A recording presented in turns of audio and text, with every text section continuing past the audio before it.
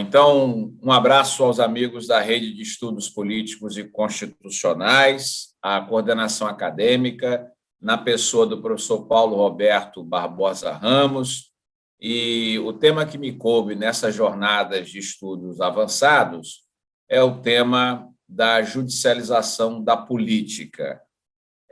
Quando a gente vai falar da expressão judicialização, a gente tem que ter um cuidado muito especial, né, para separar a definição de judicialização daquilo que se convencionou chamar de ativismo, né? Eu acho que nós podemos iniciar esse tema fazendo uma distinção muito clara entre uma coisa e outra.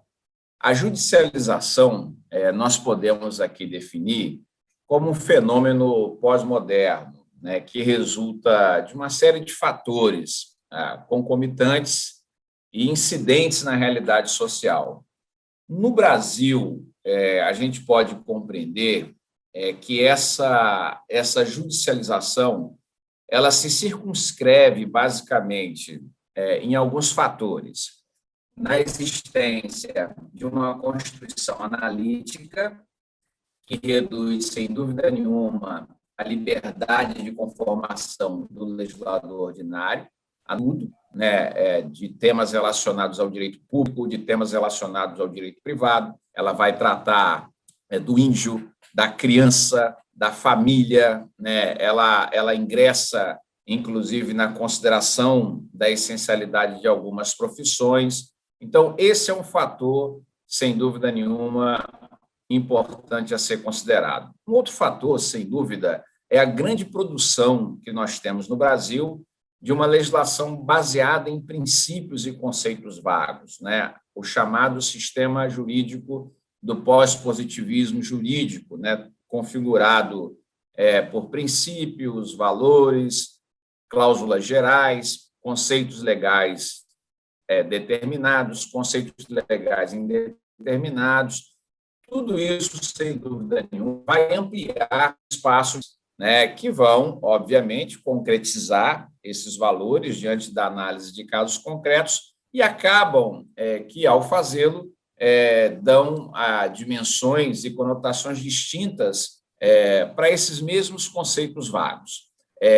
Tem que se considerar também um outro fator importante, né, que é a crescente demanda da sociedade brasileira pela concretização de direitos, e isso é fruto, a gente pode considerar, do garantismo jurídico, né, somado aí a um abandono histórico, né, de muito tempo, o período de inverno vivido no Brasil, né, da ausência de direitos, né, e de órgãos, de instituições capazes também de assegurar direitos a grandes contingentes da população, né? E, por fim, aí o último fator que eu colocaria nesse caldo mais amplo seria a própria ampliação do acesso à justiça assegurado constitucionalmente e viabilizado de forma muito especial também no Brasil pela assistência jurídica, né? O sujeito ele tem um acesso facilitado e quase sempre gratuito ao Poder Judiciário.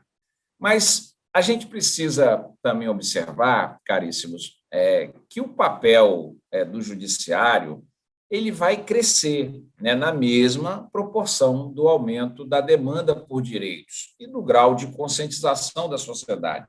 Nós vemos em uma sociedade hoje, né, que se convencionou assim definir como sociedade da informação, né? As pessoas conhecem os seus direitos, sabem o que podem fazer, sabem o que podem requerer e, mais ainda, para onde dirigir as suas demandas.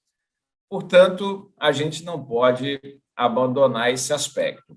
E sem contar também, de forma muito especial, que o Poder Judiciário ele não pode se furtar em decidir, né? O nosso sistema ele não admite o non liquet, né? O juiz ele tem que decidir, né? O judiciário, convém lembrar, ele é um poder reativo, né? Ele, na verdade, responde àquelas demandas da sociedade que lhe são apresentadas. E ele deve se pronunciar sempre que provocado a fazê-lo.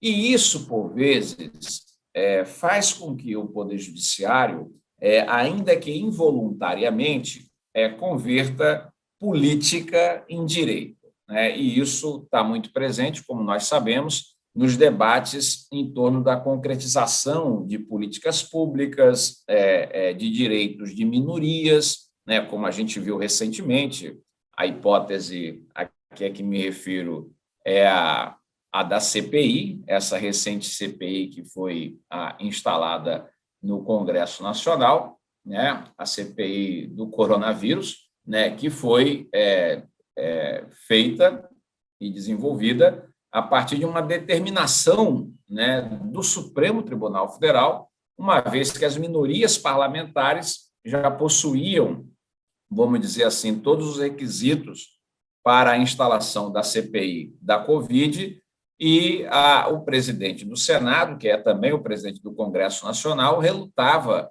em dar o start para o início desse trabalho. Portanto, há um grupo de parlamentares, de partidos políticos, né, reunidos, foi ao Supremo Tribunal Federal e provocou essa determinação do Supremo Tribunal Federal. Portanto, a gente tem que ter a compreensão que a judicialização, em boa medida, ela decorre da expansão do papel do judiciário no Estado democrático de direito. E isso não pode ser visto como uma coisa ruim. Isso é uma coisa boa, né? As democracias já consolidadas, todas elas, sem dúvida nenhuma, têm instituições de justiça fortes, fortalecidas, né? Capazes de assegurar direitos e de atuarem como instituições eficazes, né? E é bom lembrar que o tema das instituições eficazes, né, integra a Agenda 2030 das Nações Unidas, né? Lá naquele seu objetivo de desenvolvimento sustentável de número 16, que propugna, né, pela a construção de instituições que sejam capazes de dar resposta, né, que sejam, portanto, instituições responsivas, né, capazes de assegurar a paz social e a justiça. E o judiciário, sem dúvida nenhuma, está entre essas instituições. Mas observem, um judiciário protagonista, que exerce um certo centralismo na sociedade, ele tem que atuar com muita ponderação. Aqui eu diria que, mais do que nunca, se deve fortalecer aquilo que foi resultado da obra dos federalistas norte-americanos, que é a contenção judicial, né? O cuidado para não ir além do bojador e acabar se miscuindo em tarefas, em atividades que não são tarefas e atividades próprias do Poder Judiciário, né? E é nesse ponto que a gente deve marcar claramente a diferença da judicialização para o ativismo judicial. O ministro Luiz Roberto Barroso, do Supremo Tribunal Federal, ele tem uma forma de ver, de identificar a distinção entre essas duas figuras, judicialização e ativismo judicial, que vale muito a pena de ser revisitada. Ele dizia, quando se reportava a esses temas, que judicialização e ativismo vêm da mesma família, mas não possuem as mesmas origens nem causas. Segundo o ministro Luiz Roberto Barroso, enquanto a judicialização no contexto brasileiro decorre do modelo constitucional garantista adotado no país, o ativismo é fruto de uma atitude, de um modo voluntarista e proativo de se interpretar as leis e a Constituição, com a expansão de seu sentido e alcance. A ideia de ativismo judicial, portanto, ela está sempre associada a uma participação mais ampla e efetiva do judiciário na concretização dos valores abrigados no texto constitucional, resultando, sem dúvida, na maior interferência no espaço de atuação dos outros poderes, o que se dá por meio da aplicação direta da Constituição em situações que não são expressamente contempladas no seu texto, pela declaração de inconstitucionalidade de atos normativos emanados do Poder Legislativo, sem a caracterização de afronta direta ao texto da Constituição, e ainda por meio da imposição de obrigações de conduta ou abstenção ao poder público, principalmente em temas de políticas públicas. E a gente tem que ter um cuidado, sobretudo, em tema de políticas públicas, porque a gente vai observar, e esse talvez seja o grande X do problema, é que alguma dose de ativismo, né, até se pode compreender diante da histórica omissão dos poderes executivo e legislativo. Aqui vale lembrar que o grande jurista alemão Pater Haber, né, quando teve em visita ao Brasil, chegou a afirmar que repúblicas jovens, né, ainda não amadurecidas, com instituições fortalecidas, em alguma medida até necessitam de um certo ativismo, mas esse ativismo ele deve ser sempre aquele ativismo contido, né?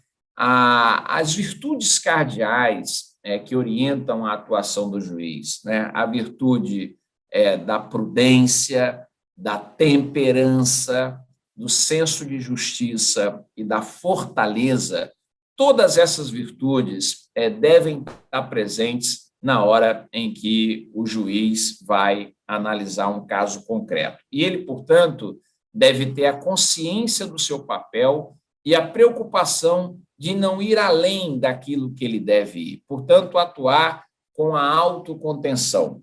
Nós diríamos que o Poder Judiciário brasileiro ele amadurece na medida em que vai revelando também a sua importância para a sociedade, e ele sai daquela postura histórica, né, de judicial review, né, aquele judiciário capaz de rever todos os atos dos demais poderes, para um judicial self-restraint, né, ou seja, a autocontenção, o juiz que se contém ao realizar a prestação jurisdicional. Portanto, eu penso, caríssimos, que nesta quadra, já no século XXI, o Poder Judiciário é pronto para atuar como uma instituição eficaz, ele deve ser um poder que não se omite quando provocado a dar resposta, que procura dar resposta de forma adequada, né, segundo o nosso modo binário de atuação, com base na lei, na Constituição e agora também nos precedentes, que resulta da interpretação que se faz da Constituição e das leis, mas, sobretudo, com muito equilíbrio e contenção, autocontenção, para que a gente não possa ingressar no terreno que é o terreno da política e que é um terreno que deve ser revitalizado, inclusive pelo Poder Judiciário. É muito bom que todos se lembrem que a política que é o efetivo instrumento de transformação da sociedade. A política, portanto, não pode ser criminalizada. A uma sociedade evoluída e civilizada interessa que as boas lideranças, né, e aqui eu faço uma provocação às jovens lideranças, estejam na política, né? O locus próprio dos bons líderes, né, dos líderes capazes, é na política. A política precisa de pessoas capacitadas, qualificadas e preparadas. E o Poder Judiciário, como qualquer outro poder de Estado, deve ter deferência ao administrador público, aquele que exerce a política, que trabalha pela transformação social a partir do que acontece no âmbito, no ambiente, no universo da política, né? E esse ambiente, sabemos nós, aquele principal ambiente é o parlamento. O parlamento que deve ser o local próprio para os debates dos grandes temas jurídicos que, devidamente valorados pelos representantes da sociedade, vão ser transformados aí em enunciados normativos que vão orientar o papel do Poder Judiciário. Portanto, aqui a mensagem que quero deixar para todos é que um poder judiciário forte, equilibrado, que atua dentro da democracia, é um poder judiciário que sabe do seu papel, deve reconhecer o seu papel e atuar na medida do necessário, sempre com autocontenção.